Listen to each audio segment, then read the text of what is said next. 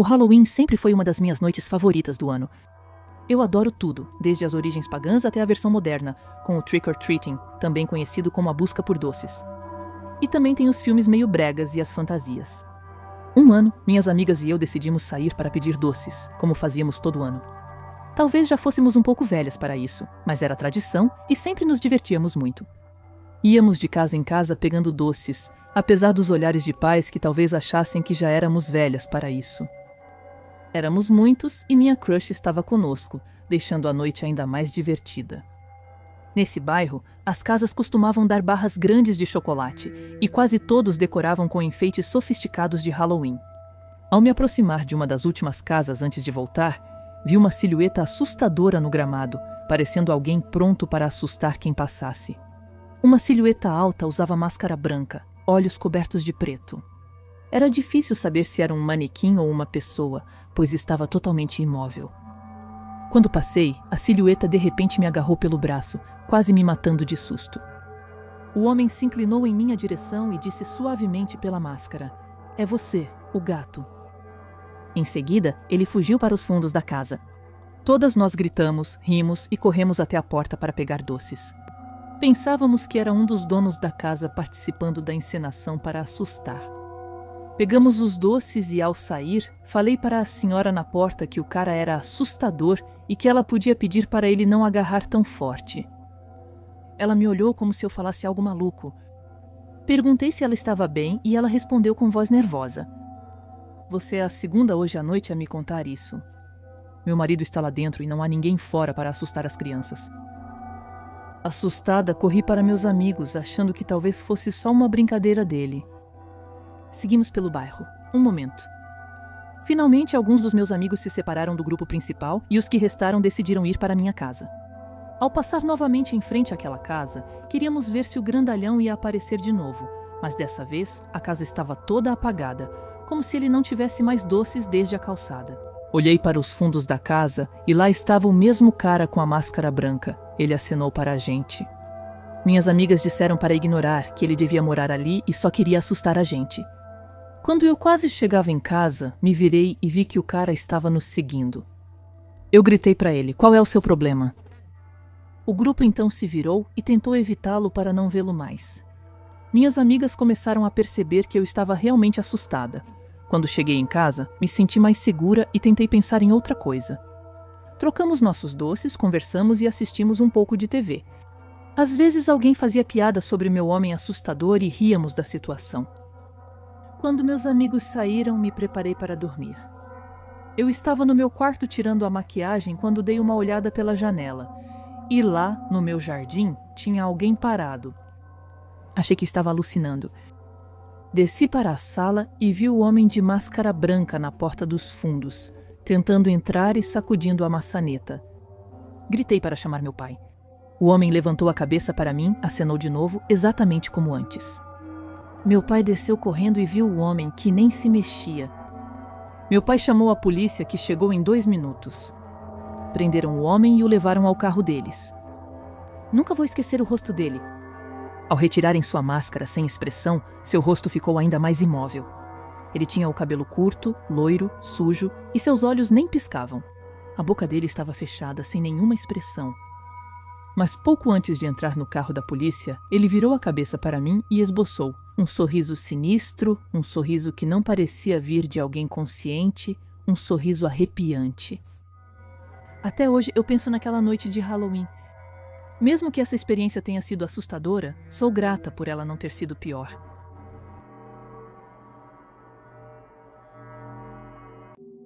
Há cerca de 10 anos aos 13 vivi uma experiência que lembro como se fosse ontem.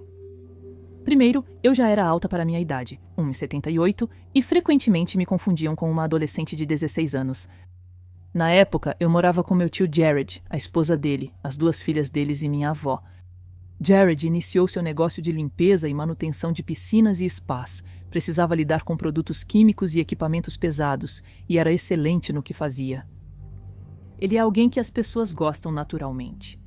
Morávamos no sul da Califórnia, uma região bonita com clima agradável, raramente acima de 27 graus mesmo nas mudanças de estação. Muitas pessoas ricas vivem lá. Uma cliente de meia-idade a convidou para uma grande festa de Halloween em sua casa e disse que toda a nossa família poderia ir. Jared adora o Halloween tanto pelas fantasias quanto por assustar as pessoas, algo que nós tínhamos em comum. Ela planejou um labirinto assombrado no pomar de abacateiros. Ele aceitou o convite dela e me chamou para ajudar. Festas não são muito minha praia, mas aceitei para trabalhar no labirinto assombrado com ele. A festa foi divertida, com ótimos pratos, mas fiquei mais com minha família, tentando aproveitar, ainda que estivesse mais animada com meu papel no labirinto. 1 hora antes da abertura, meu tio e eu fomos nos preparar. Jared se trocou em um quarto livre e eu fui para a casa de hóspedes. Meu papel era distrair as pessoas para que não vissem Jared, fantasiado de Michael Myers com uma motosserra de verdade. Apesar de não combinar muito com a personagem, usei um vestido vitoriano curto, coberto de sangue falso para parecer que fui enforcada em uma árvore no pomar. Pequenos grupos entravam no labirinto e eu esperava parada para chamar sua atenção, antes que Jared surgisse das sombras com sua motosserra, provocando gritos e fazendo todos fugirem correndo. Tudo ia bem até ouvir vozes masculinas mais à frente no caminho.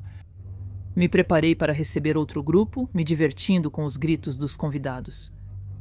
Mas dessa vez foi diferente. Ouvi 5 vozes de homens que pareciam bem alcoolizados. O desconforto começou a aumentar, mas pensei que provavelmente eram apenas alguns convidados um pouco bêbados. Então ouvi um deles dizer algo como: "Ei, olhem ali!" Outro assobiou e fez comentários inadequados. Meu desconforto aumentou, eu estava sozinha, e com a luz dos refletores voltada para mim, só conseguia ver a silhueta deles a cerca de 5 metros. Mesmo sendo alta para minha idade, ainda era apenas uma garota diante de 5 homens adultos, paralisada de medo. 2 deles se aproximaram de mim, um estendeu a mão dizendo: "Vamos, venha se divertir com a gente." Recuei e pedi que me deixassem em paz. Finalmente encontrei minha voz. "Não seja difícil", disse um deles arrastando as palavras. Eles me bloqueavam e procurei meu tio com os olhos, mas ele ainda estava com o grupo anterior. Um dos homens tentou me agarrar e eu bati na mão dele tentando fugir, mas eles me cercaram. Um deles me agarrou pelo braço em pânico. Eu estava pronta para gritar com todas as minhas forças, esperando que alguém no labirinto entendesse que eu estava em perigo. Então eu ouvi o rugido de uma motosserra. Era o Jared. Os homens se voltaram para ele, imponente no macacão laranja de prisioneiro, máscara de Michael Myers e uma motosserra real em mãos. Nunca fiquei tão aliviada em ver alguém fantasiado de assassino. Jared se aproximou e perguntou: "O que estão fazendo com minha sobrinha?" Os homens recuaram, visivelmente nervosos. Um deles gaguejou que já estavam indo. Antes de sair, me deu um sorriso assustador e disse: "A gente ainda vai se ver, minha linda." Passando a mão na barriga, ele me assustou. Meu tio, furioso, ameaçou chamar a polícia, mas parou quando corri para os braços dele, chorando, abalada pelo medo e pela adrenalina. Após se acalmar, ele ligou para minha avó e fomos falar com a comissária. Sem uma descrição precisa dos homens, ela pouco podia fazer. Até hoje, penso no que teria acontecido se Jared não estivesse lá na hora certa. Desde então, às vezes volto às festas de Halloween para trabalhar no labirinto, mas nunca mais à vista dos convidados. Hoje em dia, minha tática de assustar é rastejar, como em O Grito, rápida e silenciosa, para assustar as pessoas. Para quem trabalha em atrações assustadoras, deixo 3 conselhos. Nunca pense que seu papel te protege de comportamentos inadequados, mesmo em um evento privado. Esteja sempre perto de outro colega em caso de problema. Fique atenta ao que está ao seu redor. Mesmo que você esteja lá para assustar os outros, pode ser que seja você quem tenha que enfrentar uma situação assustadora. Halloween sempre foi minha festa favorita na infância. Fantasias, doces, pegadinhas, o que mais eu poderia querer? Desde uma noite de Halloween aos 12 anos, nunca mais vi o dia 31 de outubro do mesmo jeito. Cresci em um subúrbio tranquilo de Denver, repleto de famílias e crianças da minha idade. Meus pais escolheram esse bairro por ser seguro e acolhedor, e geralmente era. Talvez nenhum lugar esteja totalmente livre da escuridão. Na nossa comunidade, o Halloween era um grande evento.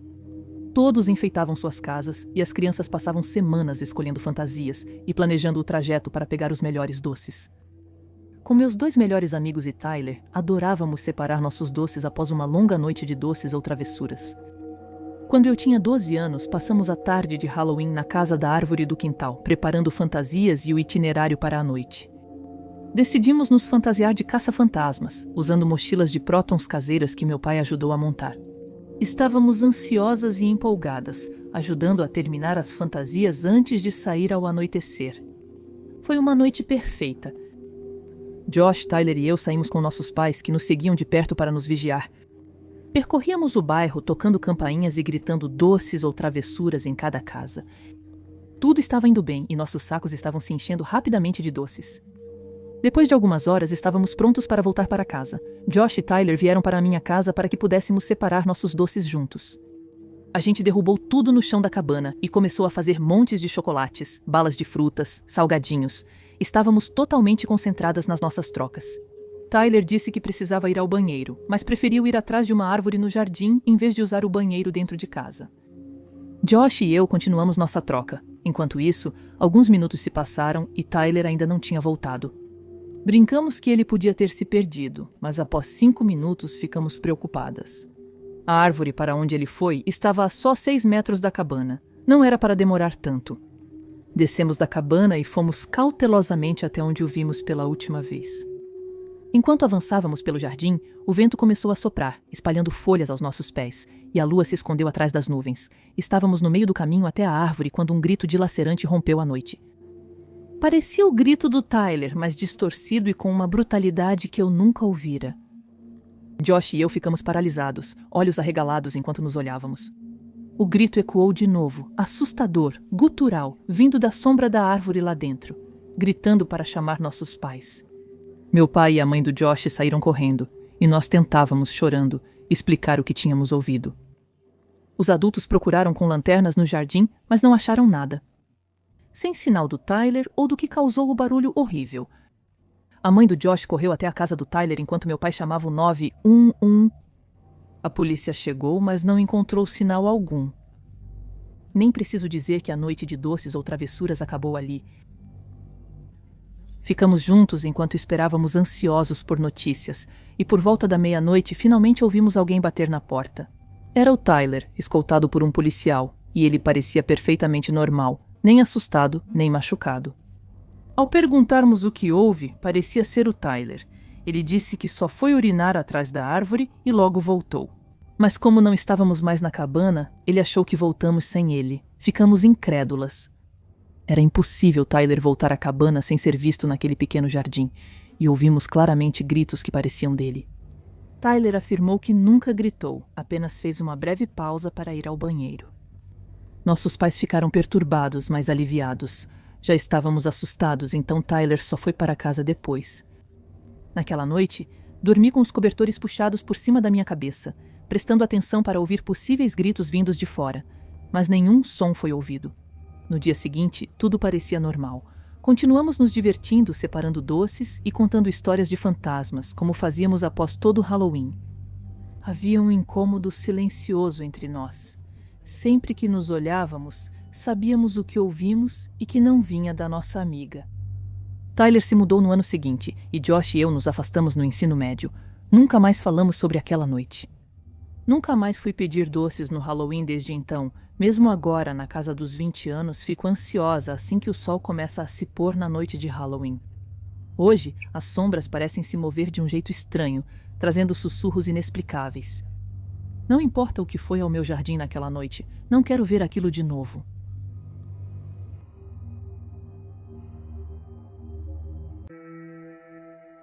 Essa história ocorreu em 2016, na época dos palhaços assassinos que assustavam a todos. Minha igreja local realiza todo ano uma festa de Halloween e vou chamar meus amigos. Amelie, Clara e eu decidimos que seria legal ajudar a montar as barracas e animar os jogos. Após as aulas, no dia do evento, nos encontramos, pois a festa seria a poucos minutos a pé do colégio. No caminho, vimos um homem fantasiado de palhaço perto de uma casa próxima à escola. Eu sempre tive medo de palhaços, então assim que eu o vi, fui tomada por uma paranoia, mas tentei não pensar nisso. Afinal, era Halloween e com certeza havia pessoas fantasiadas para sair pedindo doces. Mesmo que fosse um pouco cedo, já que eram apenas 15 horas, continuamos até o terreno onde aconteceria a festa, ajudamos a preparar tudo, depois nos fantasiamos, tudo estava indo bem, estávamos nos divertindo muito. Por volta das 19h com poucas pessoas, Fomos passear no centro, especialmente em uma rua decorada de forma impressionante. Minha amiga, Amélie, queria muito ver essas decorações, e Clara e eu concordamos. Vimos esqueletos, lápides, grandes infláveis por toda parte e ficamos fascinadas com tudo aquilo. Demoramos para notar que o mesmo palhaço de antes estava perto de uma lápide falsa. Ele tinha cabelos laranja brilhante e uma máscara com várias camadas de maquiagem mal aplicadas. Usava roupas pretas listradas e uma grande gola de bolinhas pretas e brancas. Eu estava desconfortável e Amélia Clara achou engraçado provocá-lo por sua fantasia. Eu disse: meninas, não façam isso, a gente devia ir embora. Elas acabaram cedendo aos meus pedidos e começamos a voltar na direção oposta. Mais adiante havia uma loja e depois um café. Entre eles, havia um longo caminho por uma área arborizada, mal iluminada e assustadora. Assim que anoiteceu, Clara sugeriu: por que não passamos por ali? Pelo menos não corremos o risco de sermos atropeladas, o que de qualquer forma não aconteceria. Entramos no caminho conversando sobre tudo, garotos de quem gostávamos e pessoas que não suportávamos. Então ouvimos passos rápidos se aproximando atrás de nós.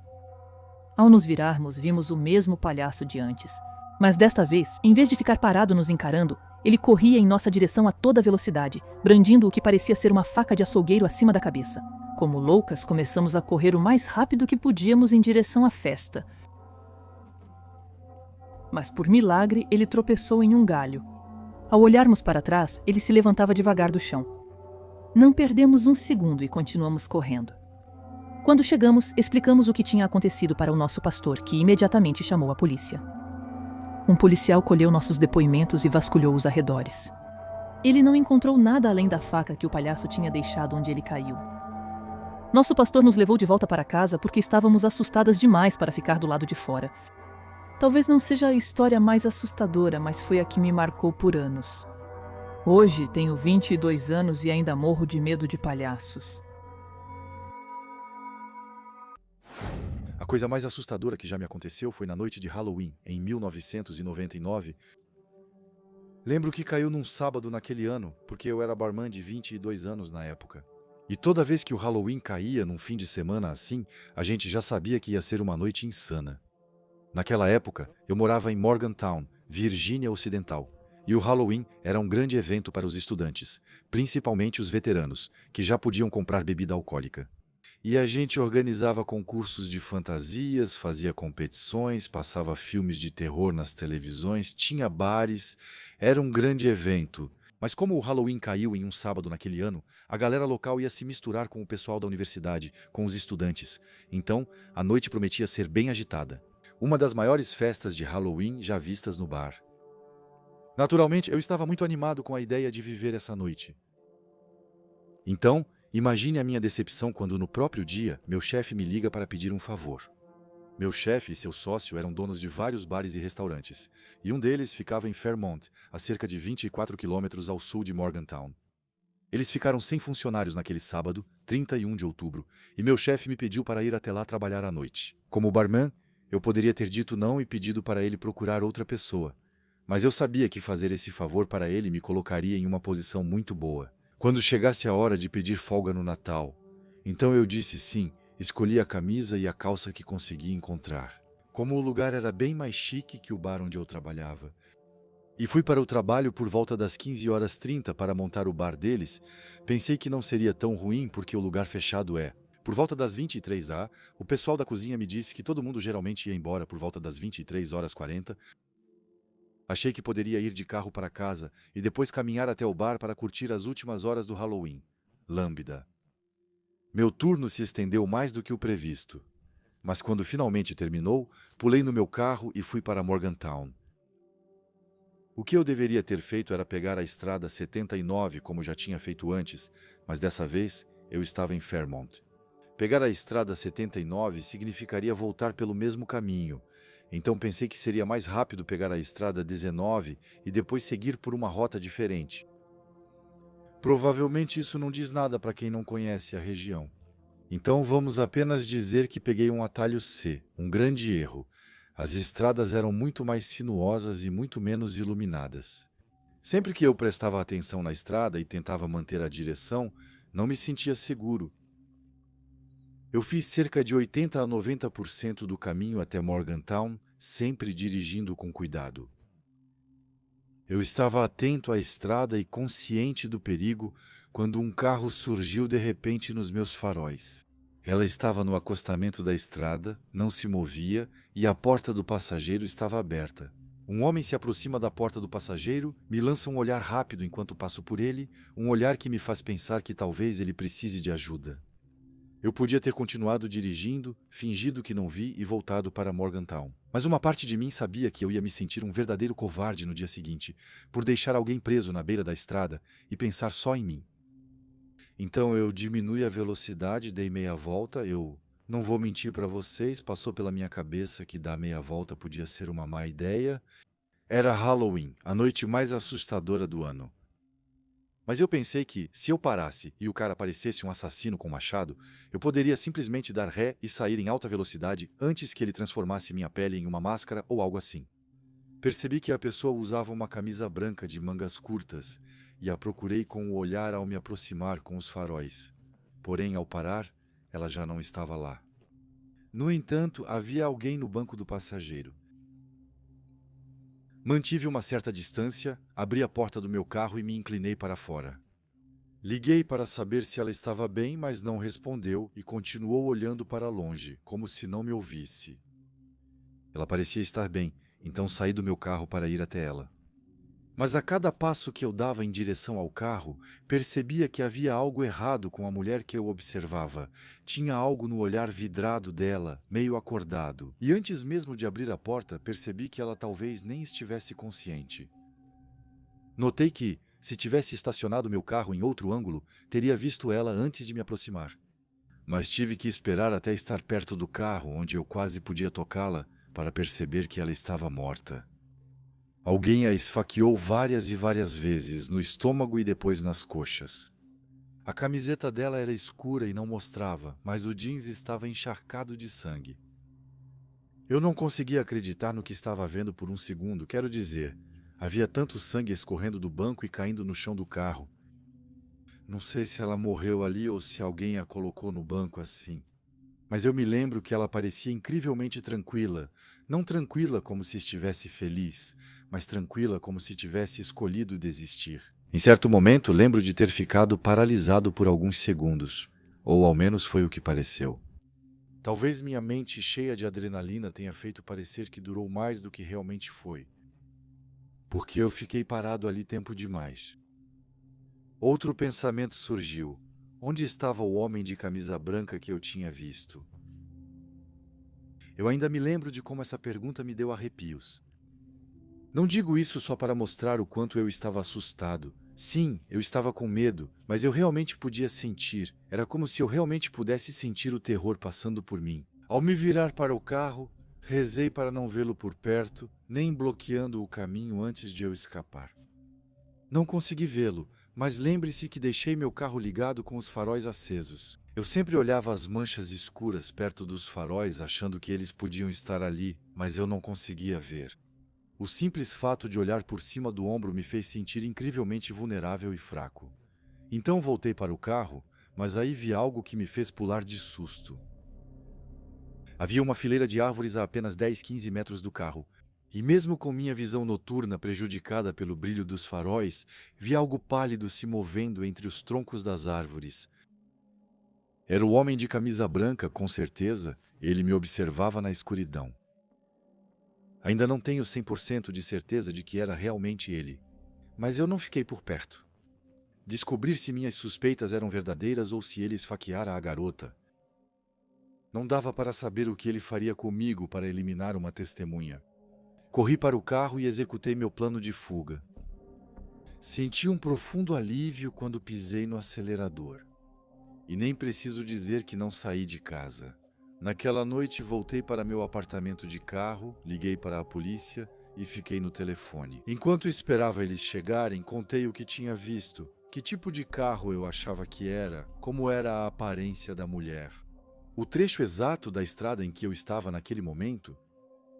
Assim que anotaram tudo, passaram as informações ao superior. E pelo que eu entendi, O objetivo era conseguir outra viatura para sair da cidade e encontrar o local do qual eu estava falando.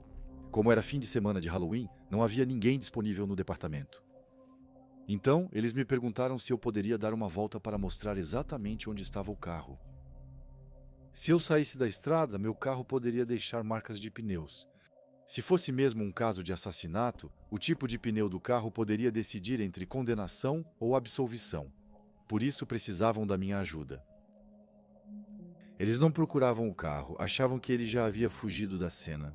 Mas eles precisavam do local exato onde ela esteve, onde poderia ter parado para eventualmente conseguir uma marca dos pneus.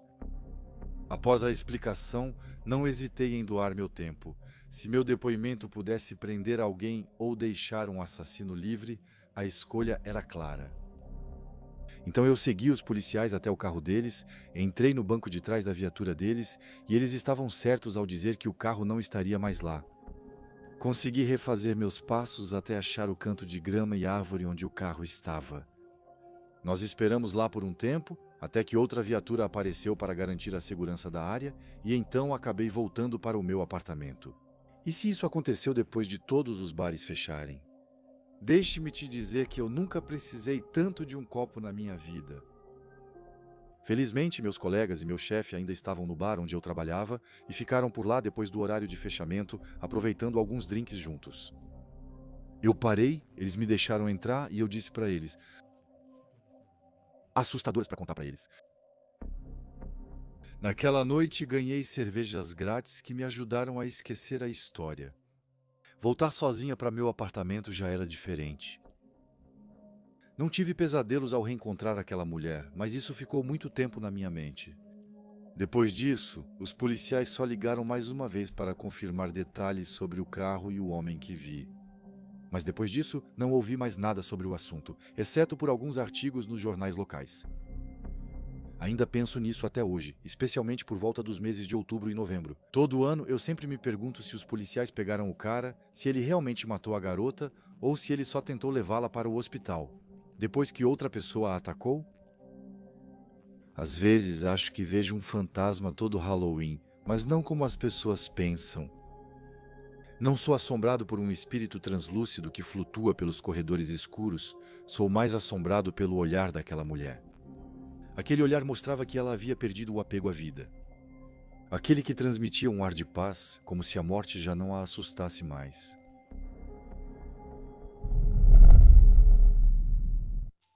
Com 11 anos eu pedia doces no Halloween com dois amigos que chamarei de Tom e Jerry.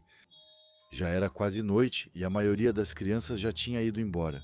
Então resolvemos visitar uma última casa antes de ir para casa. A casa onde paramos parecia abandonada há anos, mas havia uma abóbora de Halloween acesa nos degraus da entrada. Então, mesmo sabendo que estávamos cometendo um erro, decidimos continuar. Havia um monte de arranhões na porta da frente, mas antes que pudéssemos bater, ouvimos um grande grito vindo de dentro da casa. Não era um grito distorcido vindo de uma decoração, parecia um verdadeiro grito de terror. A porta então se abriu lentamente rangendo, e uma mão esquelética saiu da escuridão e se estendeu em nossa direção. Então ouvimos algo que parecia uma risada de bruxa. Meus amigos e eu saímos correndo da casa ao ouvir passos nos perseguindo e uma voz assombrada chamando: "Peguem seus doces, meus filhos." Corremos até a casa do Tom e não sabíamos se ainda estávamos sendo seguidos. Girete e eu então decidimos passar a noite lá porque não queríamos correr o risco de sair de novo. Acordei por volta das 2 da manhã e ouvi aquela mesma risada. Dei uma olhada e vi algo na janela do quarto. Acordei Tom para ele olhar também. Tom disse: "Então parece um ovo", achando que alguém estava jogando ovos na casa dele. Nós dois descemos e imediatamente percebemos que uma das janelas voltadas para a rua estava quebrada. Os pais de Tom não estavam em casa. Girete então correu escada acima. "O que está acontecendo?" Eu ouvi alguém rindo lá fora. Nós ouvimos alguém dizer: "Vocês esqueceram seus doces, meus filhos." Corremos até a janela e vimos uma mulher perturbada pegar uma abóbora na varanda do Tom e jogá-la na porta. A mulher começou a gritar como uma louca, correndo até a porta da frente e começando a bater e chutar. Fugimos pela porta dos fundos e corremos para a minha casa, que ficava a apenas um quarteirão dali. Acordamos meu pai e contamos a ele o que estava acontecendo. Ele chamou a polícia. A polícia chegou pouco tempo depois, mas não encontrou a mulher louca. No dia seguinte, em 1º de novembro, Tom me ligou. Ei, cara, aquela mulher louca deixou doces na varanda com um bilhete dizendo que era para eu comer. Meus pais me levaram à delegacia, onde encontraram várias taxinhas nos doces. Ouvi os policiais falando com meus pais sobre terem achado cadáveres na casa velha onde estivemos ontem à noite. Na noite de Halloween do ano seguinte, vimos aquela mesma casa sendo demolida. No porão, eles acharam várias facas, cordas e fitas cassete. Essa mulher só foi achada 2 anos depois. Aparentemente morava na floresta atrás da casa. A todos que estão ouvindo, por favor, tenham cuidado neste Halloween e sempre verifiquem seus doces. Essa história ela aconteceu há muitos anos. Eu era uma criança, acho que tinha 11 anos, lembro que todo Halloween eu saía para pedir doces. Eu tinha combinado com meu amigo Tyler de passar a noite com ele e depois ir para a minha casa. Minha casa era bem grande, a gente tinha um porão legal, com uma TV grande para jogar videogame ou assistir filmes. A gente ligou para o nosso amigo Alex da escola mais cedo naquele dia. Ele tinha planejado vir naquela noite, mas precisava sair para o Halloween com a irmã dele, então ele não foi com a gente pedir doces. Quando anoiteceu, Tyler e eu fomos por todo o nosso bairro e também pelos bairros vizinhos. A gente ficou na rua até mais ou menos 9 da noite e ganhou toneladas de doces. Depois, voltamos andando para a minha casa, onde meus pais estavam. Tyler e eu descemos para o porão e jogamos videogame enquanto esperávamos a chegada de Alex. Isso foi antes da época em que todas as crianças tinham celular, então a gente não sabia exatamente quando ele ia chegar. Deixamos a porta dos fundos do porão destrancada para ele entrar assim que chegasse. Mesmo com meus pais vendo o filme em cima, estávamos no porão havia uns 20 minutos. Foi quando ouvimos a porta dos fundos abrir e fechar.